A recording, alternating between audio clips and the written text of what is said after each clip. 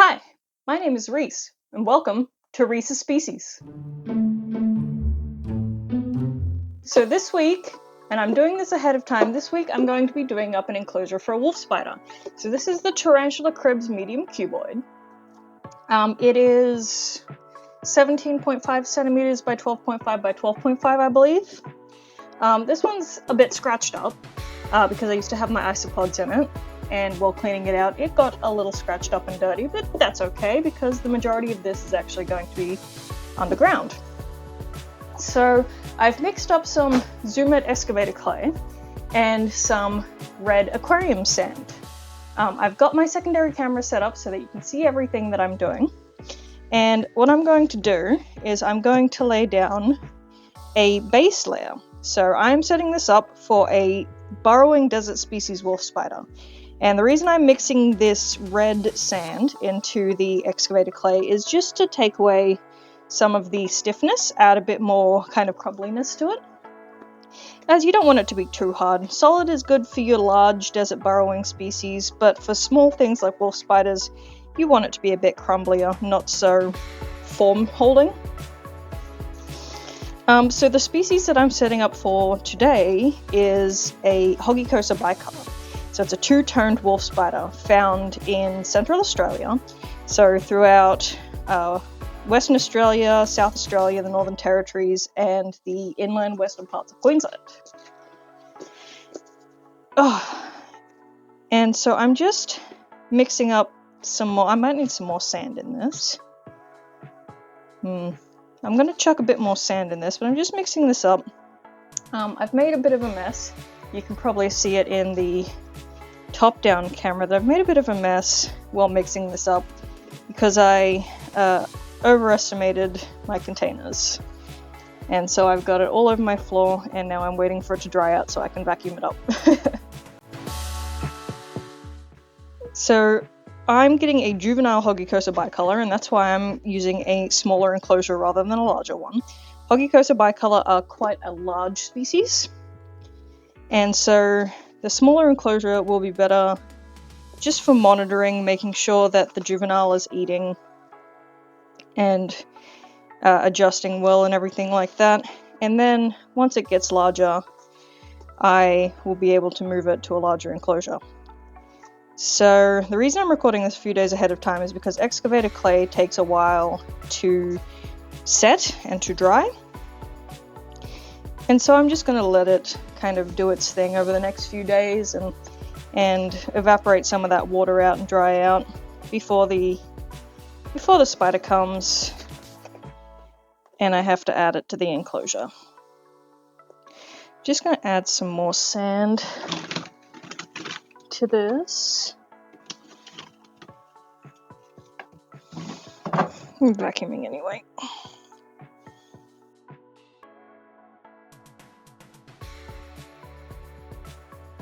Hoggycosa bicolor females have this gorgeous, like, two-tone. The western forms have this gorgeous, like, gold, like, base color to them. They're absolutely beautiful. The more northern versions are this creamy color. The females are gorgeous, and the males are this, like, coppery red kind of gray color.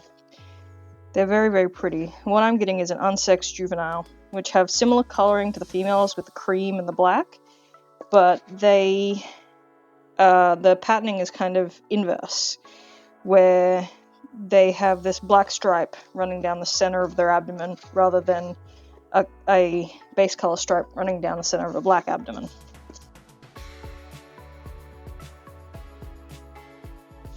I might mix in even some more sand. So I want it to hold its shape, but I still want it to be kind of crumbly, if that makes sense.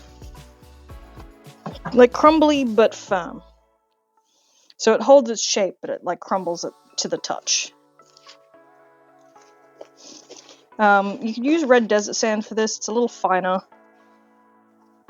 But I'm just using what I've got on hand, which is like this rusty kind of aquarium sand, this rusty colored aquarium sand that I've had forever, that I'm just using up.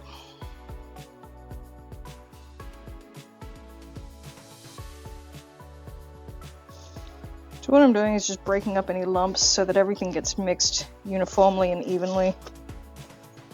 Alrighty, that looks good. Let's see. Okay, holds its shape, breaks apart pretty easily.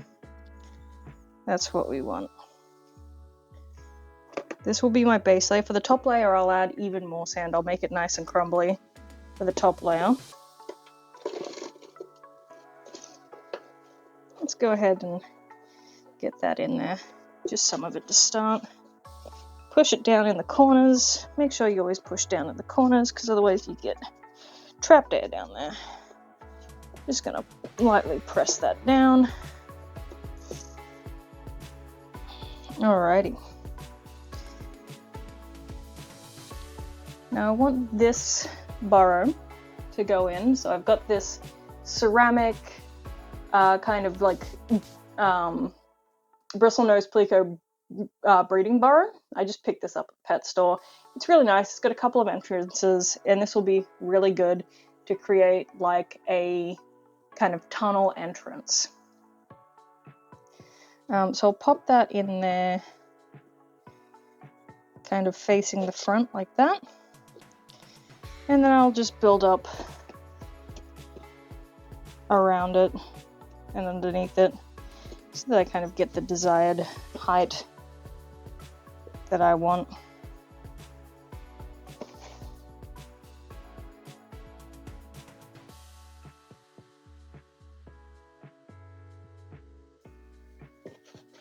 And I'm just lightly patting down. I'm not pressing down too hard. I don't want it to be like a solid block, because I still want to encourage the spider to create its own burrows, even though I'm kind of setting up a burrow for it. So I'm just lightly patting the sand down, the clay down.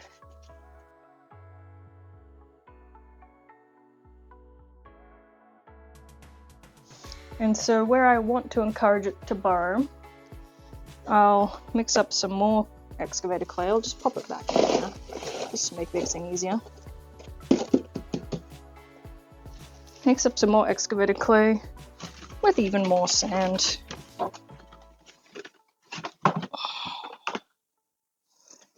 Get my bucket out of the way. Get out my sand.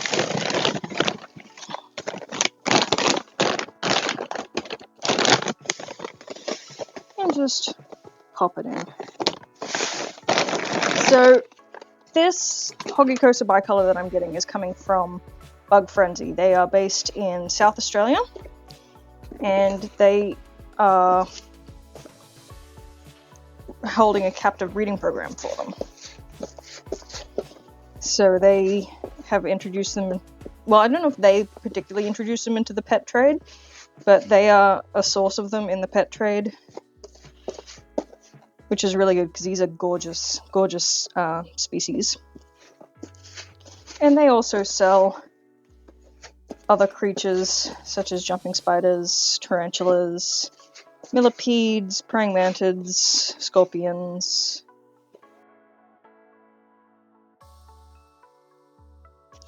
Now, I absolutely love wolf spiders. I'm personally just fascinated by them.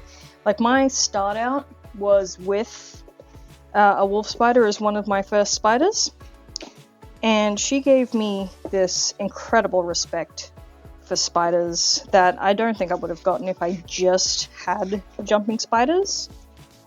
If you've never had a wolf spider and you've only had like tarantulas, jumping spiders, stuff like that, I definitely recommend expanding your experience to include wolf spiders. They're so fascinating to watch, even though they've got those big eyes like jumping spiders do. They don't have that same curiosity behind them. It's a bit more like cold and calculating, and they have this incredible speed to them. Watching them hunt is just amazing, just with how fast they can go and how far away they can see their prey moving. It's just incredible. I definitely recommend having them as pets, but they are not for the faint of heart. Like I said, they're very, very fast. And they can get quite large in comparison to your jumping spiders.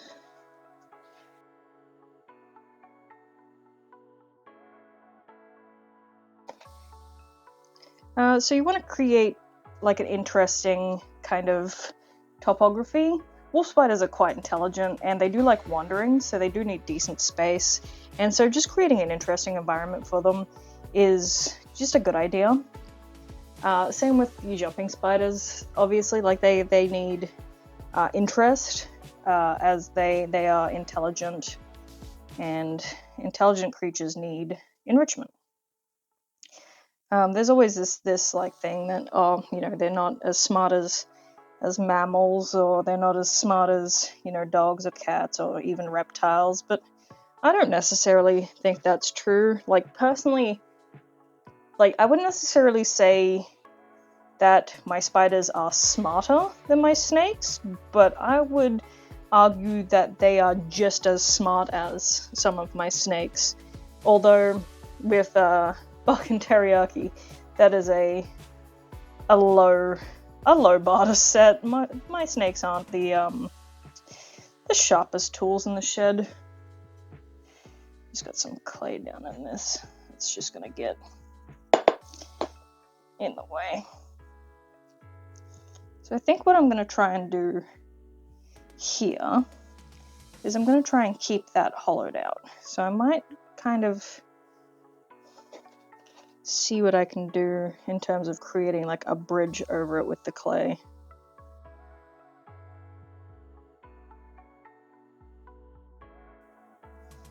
And then of course with this top one, we want to create like a secondary access.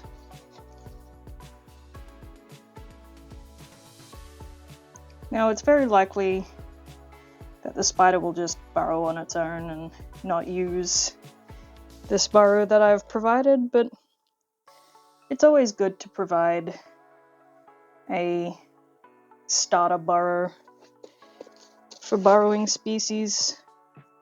Just something that then, when they are first introduced to the enclosure, they can just run straight into.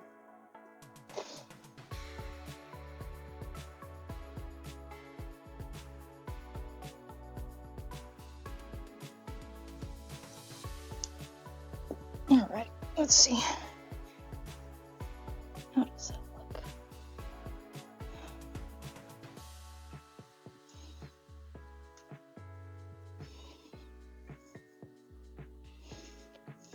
look? I think that looks good. Alrighty.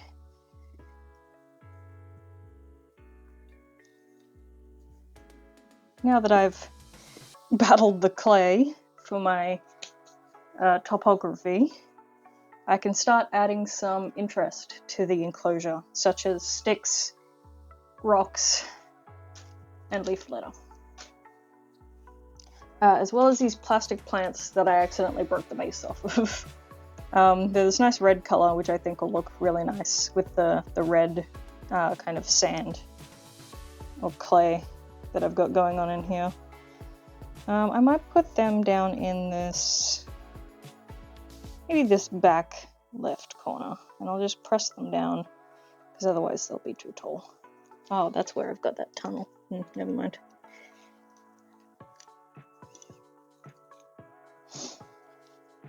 You can kind of see what I've done there with creating that little tunnel. Hopefully the spider will dig it out itself.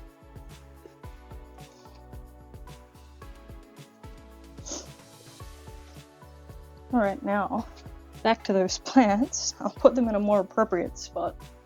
I'll put them in the front left corner instead. Just press them down so that they're not too tall.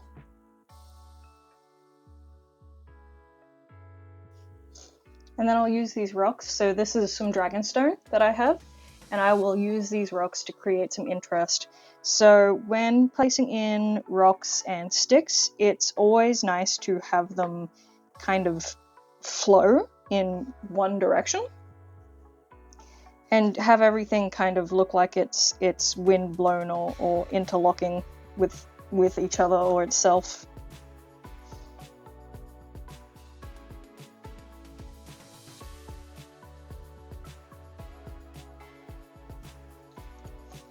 The wolf spider isn't the only spider I have coming, so I'll be doing a second enclosure. I also have a Marata speciosus, or an orange-fringed peacock spider coming. And I'm very, very excited, as that is one of my dream spiders. I've wanted one for a very, very long time. Alrighty, I think that looks good, so I'll just pop the lid on. And there we have it. You can kind of see I've created that interest with the rocks in the back, all kind of flowing in that one direction.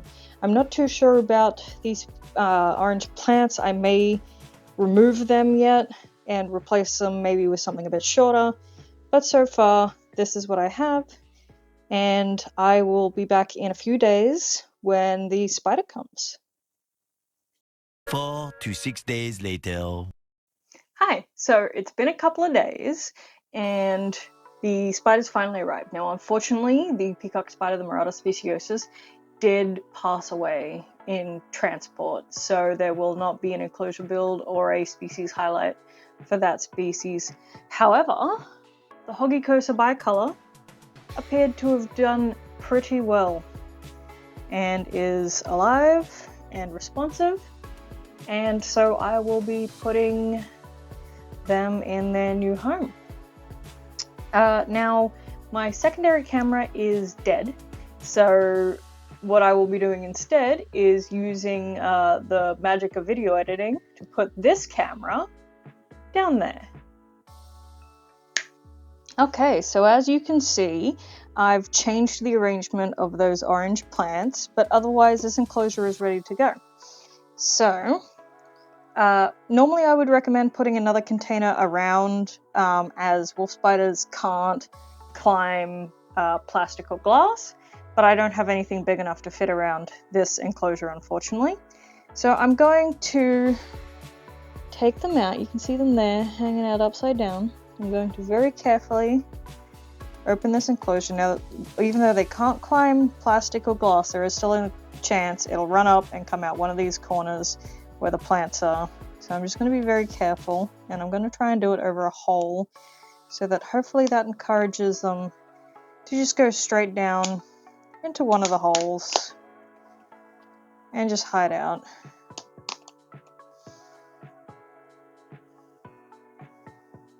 They don't want to come out. Okay, yeah. Might have to get a tool here. Just a little paintbrush, something nice and soft.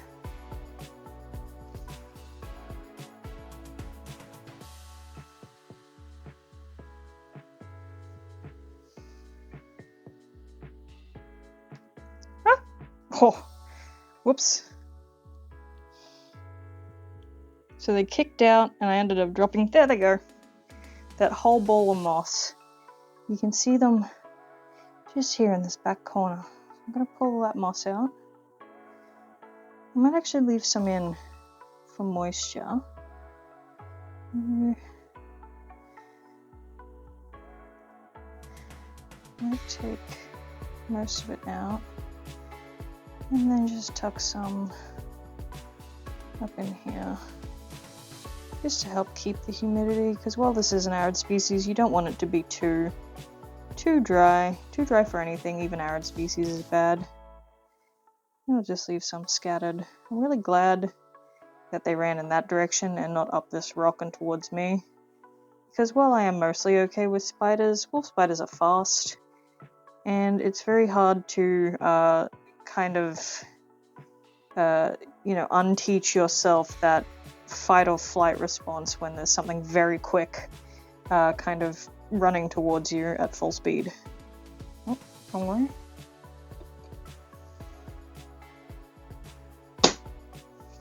Alrighty. Look at them there in that corner. They have this beautiful, like, rusty color. I'm really hoping for a female, but judging off of the color and just the overall size of the spider, I have a feeling that this one might end up being a male. So in honor of my first wolf spider Baphomet, I am going to name this little cutie Beelzebub.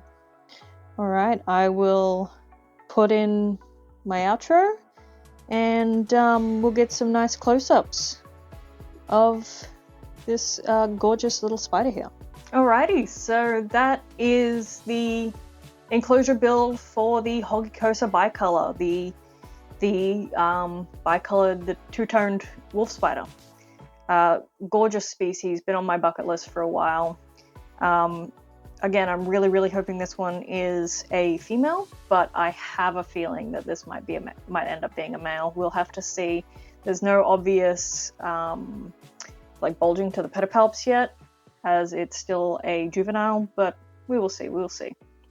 Alrighty, so I will see you guys next week, and let's have some nice shots of this gorgeous new spider.